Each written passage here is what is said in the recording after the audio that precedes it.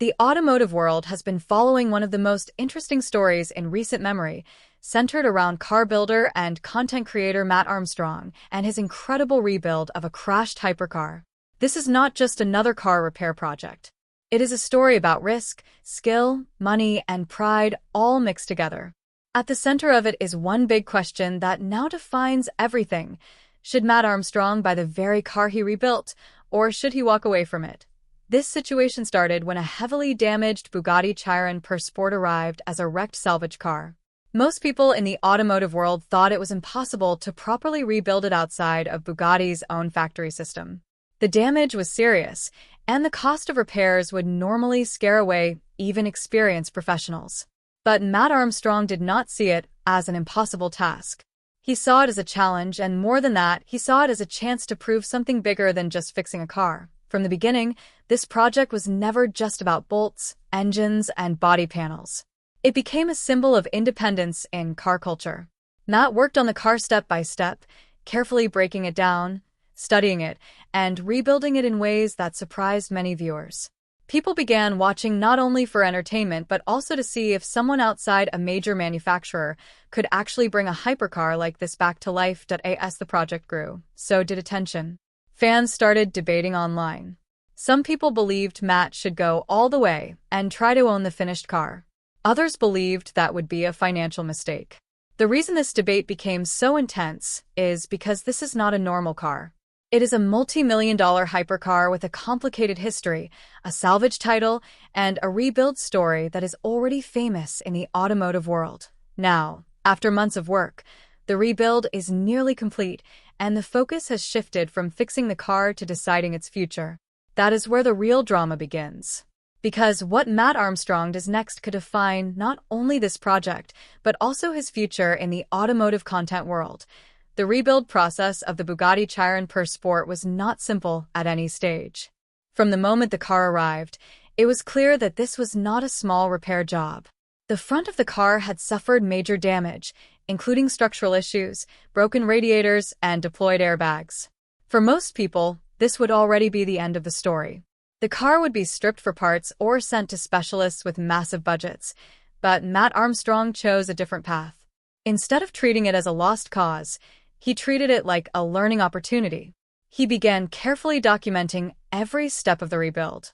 He removed damaged parts, studied how the car was built, and slowly started rebuilding it piece by piece. This process revealed how complex modern hypercars really are. Every part is designed with extreme precision, and even small mistakes can lead to big problems.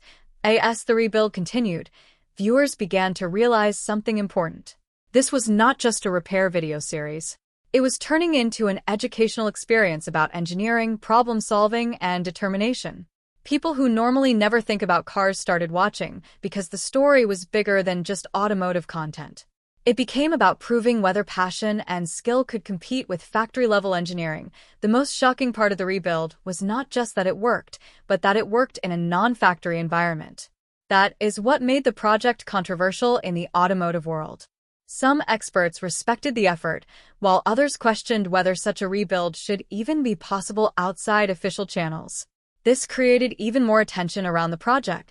At the same time, Mat did not just restore the car. He improved parts of it.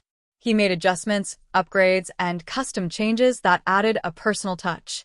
This turned the car into something unique. It was no longer just a repaired Bugatti. It was a rebuilt, modified version with a story attached to every panel and component, and that is exactly why the next decision became so important. Because now, this car is not just a machine anymore. It is a symbol, a project, and a piece of history in the making. As the rebuild neared completion, the automotive community split into two strong opinions. One side believes Mat Armstrong should absolutely buy the car. The other side believes he should avoid it at all costs. Both sides have valid arguments, which is why this debate has become so interesting. Supporters of the buy it idea say that Mat has already done the hardest part. He rebuilt the car, solved complex problems, and proved his skills in front of millions of viewers. In their eyes, walking away now would feel incomplete. They believe that owning the car would complete the story and turn it into something permanent. It would be the ultimate reward for months of hard work. They also argue that this is more than just a car. It is content history. Owning the finished Chiron would make it one of the most valuable storytelling assets in automotive YouTube. It would appear in future videos, events, and exhibitions. Fans would recognize it instantly. It would become a symbol of what independent builders can achieve. On the other side, critics focus on the financial risk. They argue that a salvage title hypercar is not a safe investment. Even though the car may look perfect after rebuild, its history will always follow it. Insurance value, resale value, and long-term ownership costs are all concerns. They say that buying it could lock a large amount of money into an asset that is difficult to sell later. There is also the issue of maintenance. A car like this is not easy to maintain outside of factory support. Future repairs could be expensive and complicated. The critics say that passion should not override financial logic. This creates a real conflict. On one side is emotion, pride, and achievement. On the other side is logic, money, and risk. And Mat Armstrong is stuck in the middle of both worlds. When people talk about the Bugatti Chiron per sport, they are talking about one of the most expensive and exclusive cars in the world. Even before damage, this car sits in the multi-million-dollar range.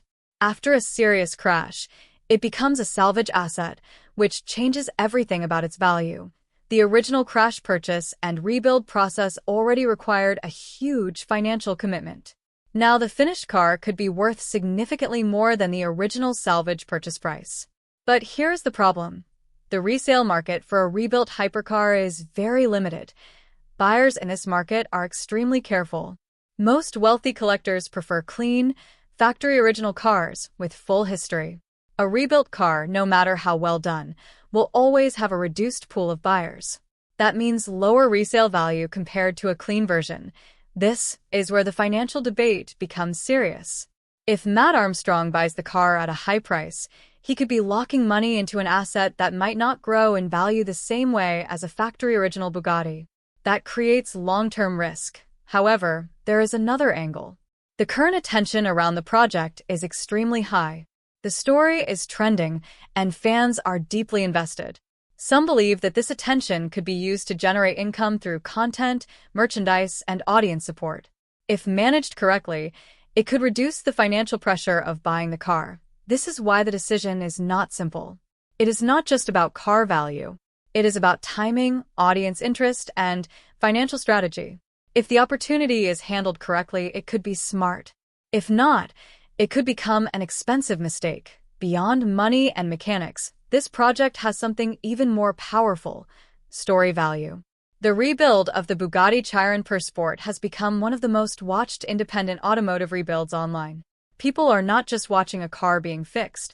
They are watching a challenge against expectations. This is why Mat Armstrong's role is so important. He is not just a builder. He is the face of the project. If he owns the finished car, it becomes part of his identity. Every future video, event, or appearance would include that car as a living symbol of what he achieved.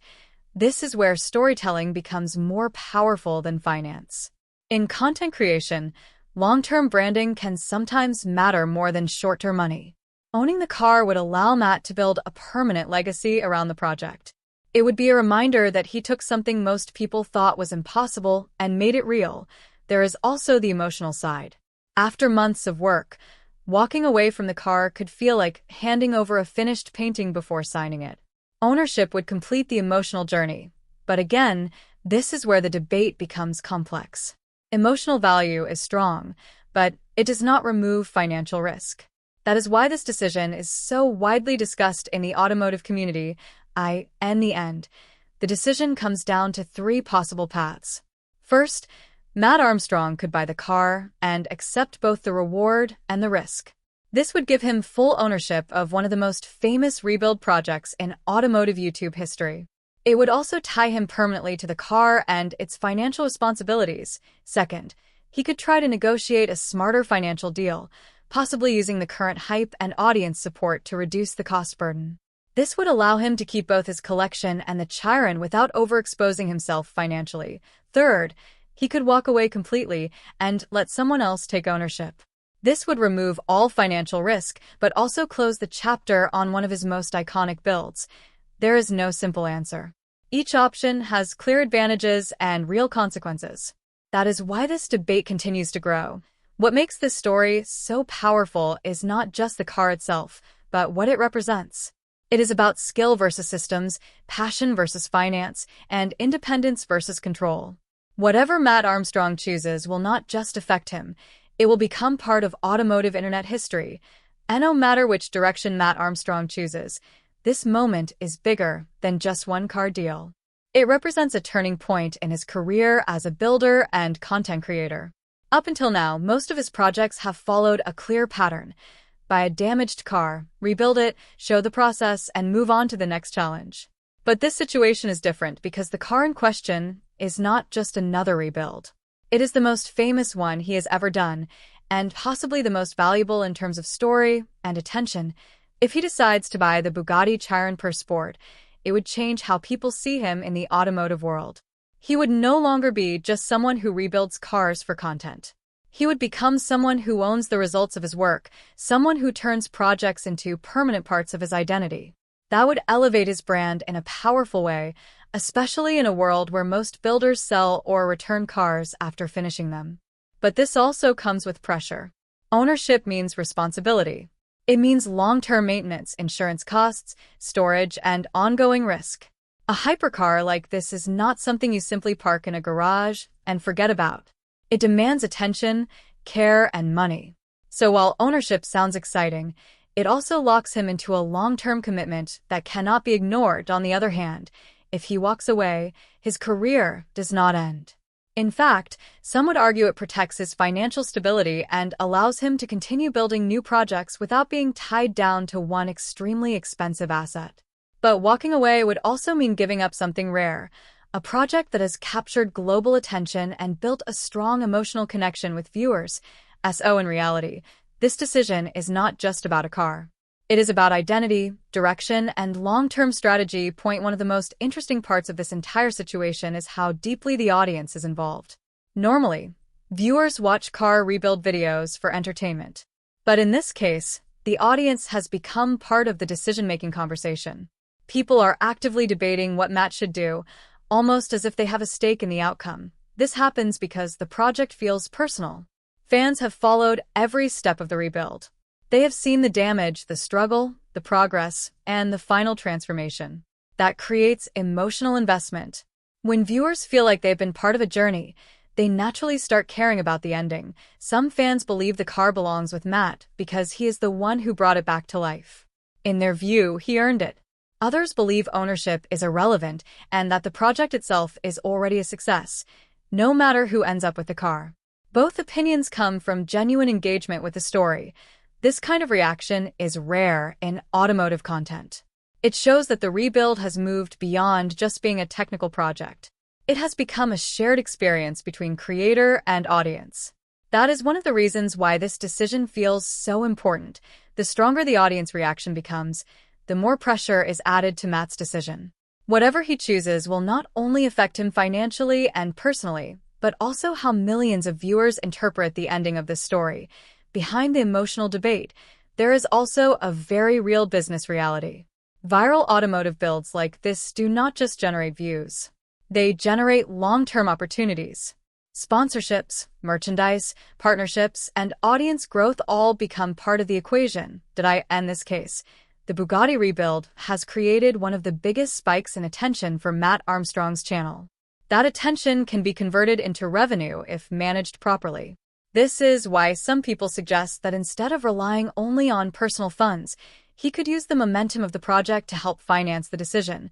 This idea is not unrealistic. In modern content creation, audience-driven revenue is often just as important as traditional income. If viewers are emotionally invested in a project, they are more likely to support it through merchandise, memberships, and engagement. That support can turn attention into financial power. However, this strategy also has limits. Viral attention does not last forever. Over time, audience interest moves on to new projects and new creators. That means timing is critical. If the opportunity is not used at the right moment, it may disappear. So the business question becomes, is this the peak moment to act, Or is it better to step away and move on to the next project while the channel is still growing? There is no guaranteed answer. It depends on timing, execution, and risk tolerance. The heart of this entire debate is a simple but powerful truth. Not every rebuild ends with ownership. Most automotive projects are temporary. Cars are fixed, showcased, and then sold or returned. But this situation is different because the emotional and storytelling value of the Bugatti Chiron per sport rebuild is unusually high. That is why the decision matters so much. It is not just about money or engineering. It is about legacy. If Mat Armstrong buys the car, it becomes a permanent symbol of one of the most ambitious independent rebuilds ever filmed. If he does not, the story still remains powerful, but with a different ending. Both choices are valid. Both come with benefits and risks. But only one will define how this chapter of his career is remembered in the long run. And that is what makes this moment so interesting for fans, for the automotive community, and for anyone watching the evolution of modern car culture. Because sometimes, the hardest decision is not whether something is possible, but whether it is worth keeping once you've already proven you can do it. If Mat Armstrong decides to go ahead and buy the Bugatti Chiron per sport, the first thing that changes is responsibility. The car stops being just a project and becomes a permanent asset. That means every future issue,